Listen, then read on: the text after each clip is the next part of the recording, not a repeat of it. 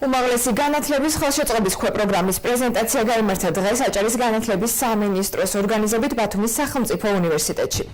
პროგრამა 6 კომპონენტს მოიცავს, მათგან ერთ-ერთი საზღვარგარეთ აკრედიტებულ საგანმანათლებლო დაწესებულებებში სწავლა, რომლის ფარგლებშიც წელს დაფინანსებას 8 სტუდენტი მიიღებს. ისინი პირველ სემესტრში 12,500 ლარი ან ფულად დახმარებას მიიღებენ. შემდგომი დაფინანსება კი მათ აკადემიურ მოსწრებაზე იქნება დამოკიდებული. გასულ წელს აღნიშნული პროგრამით 4 სტუდენტმა ისარგებლა. მათგან ამ ეტაპზე 2-ს უკვე გაუგრძელეს სწავლის დაფინანსება. გასული წლისაგან განსხვავებით განათლების სამინისტროს პროგრამა ლექტორების კვალიფიკაციის ამაღლებასაც ითვალისწინებს. ბენეფიციარებს სპეციალური კომისია გამოავლენს. უმაღლესი განათლების ხელშეწყობის ბიუჯეტი სამინისტრომ წელს გააორმაგა, იგი 224,500 ლარს შეადგენს.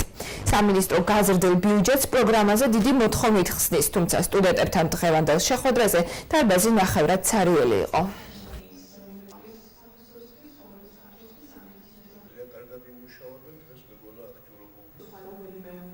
შარშან 127,150 ლარი იყო ბიუჯეტი, წელს კი თითქმის გაორმაგდა 224,500 ლარით დაფინანსდება წლევანდელი ბიუჯეტი ამ პროგრამის განმავლობაში. მოთხოვნა ძალიან დიდი იყო და თან დაემატა კვალიფიკაციის ამაღლების მუხტში, მაგალითად წელს 3 აპლიკატის დაფინანსებას გეგმავთ, ეს დაემატა საზაფხულო სკოლა შარშან არ იყო და წელს დაემატა ეს კატეგორიაც და თავისთავად თანხა მოიმატა.